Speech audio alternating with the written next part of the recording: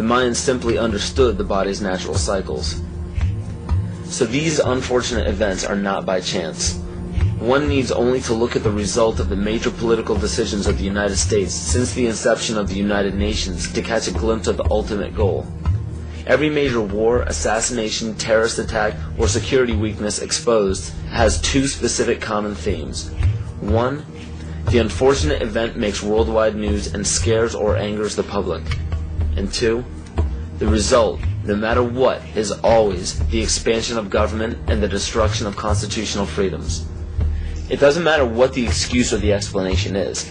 The result always tells the truth. A child can give the greatest excuses every time he's too sick for school, but if it always happens on the day of a test, the truth is revealed by the result.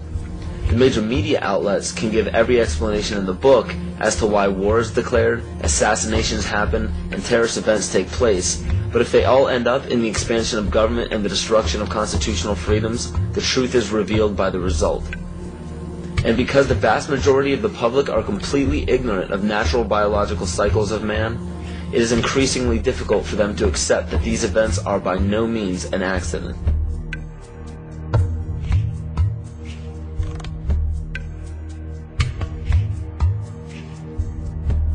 In my rolling on the floor and trying to protect myself from the heat and being in the pitch black, not able to see, that the voices of those behind me screaming kind of got through to me.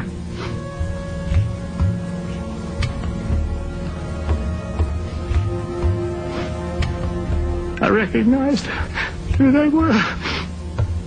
Could identify the voices.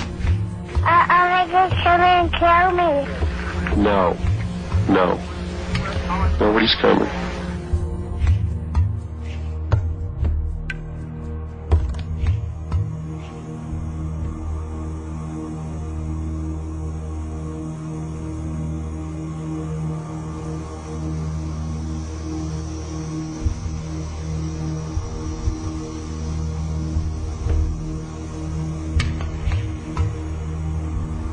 Was a statement reportedly made by Attorney General Janet Reno during an interview on 60 Minutes. She allegedly defined a cultist as one who has a strong belief in the Bible and the second coming of Christ, who frequently attends Bible studies, who has a high level of financial giving to a Christian cause, who homeschools their children, who has accumulated survival foods, and has a strong belief in the Second Amendment, and who distrusts government.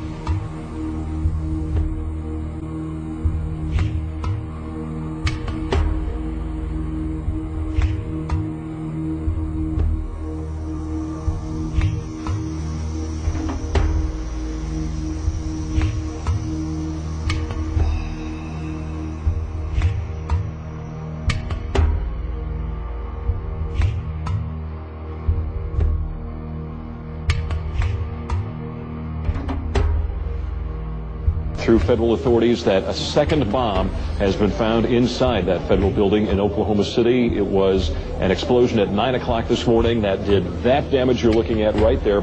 I just took a look down the street at the Morrow building again. I see another bomb truck going, so apparently they're going to try to get out that third bomb that's been talked about.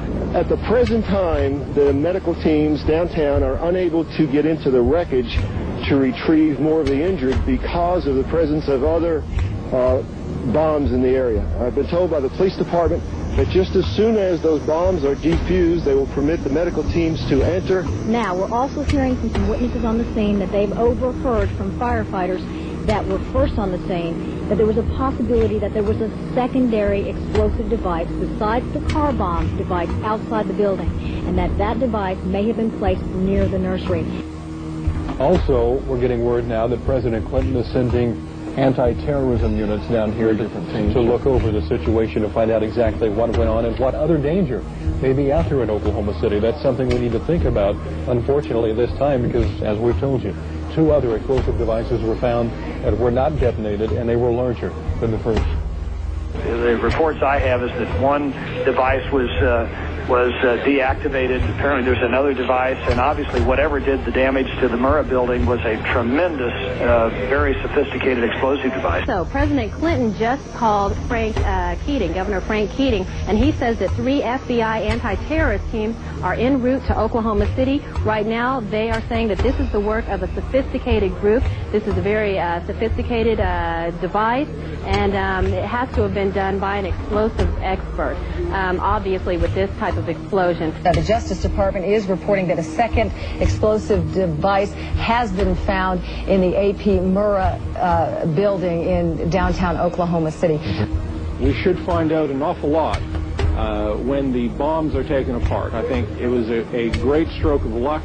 As you're mentioning, it's hard to talk about luck on a day like today in Oklahoma City, but it was a great stroke of luck that we actually have got diffused bombs. It's through the bomb material that we will be able to track down who committed this atrocity. First bomb that was in the federal building did go off. It did the damage that you see right there. The second explosive was found and diffused. The third explosive that was found, and they are working on right now as we speak, I understand, both the second and third explosives, if you can imagine this, were larger than the first.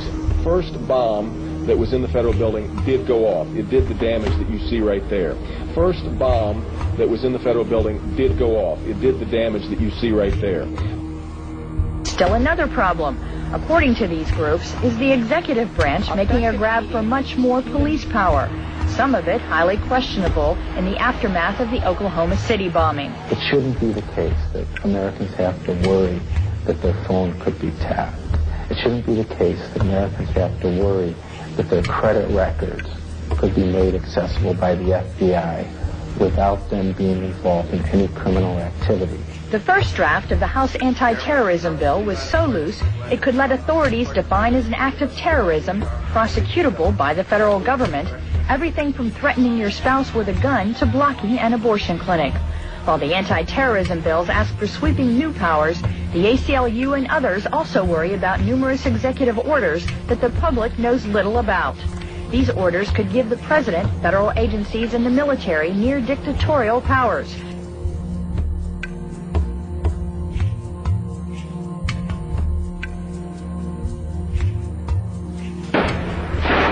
Talk to any police official anywhere, and pretty soon he'll bring up the shootout.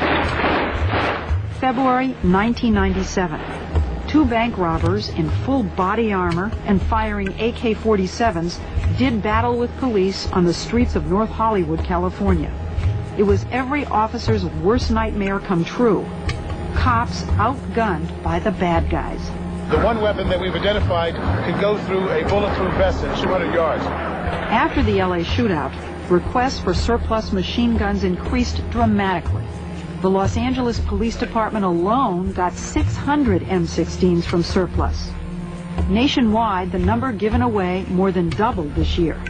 And many departments decided to issue them to regular patrol officers on daily duty, all because of one shootout in one city.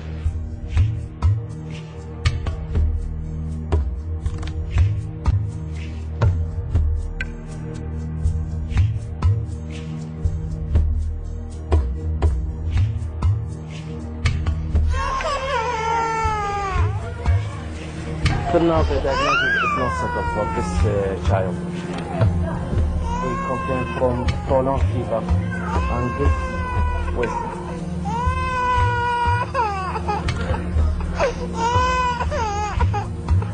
We have heard that 500,000 children have died.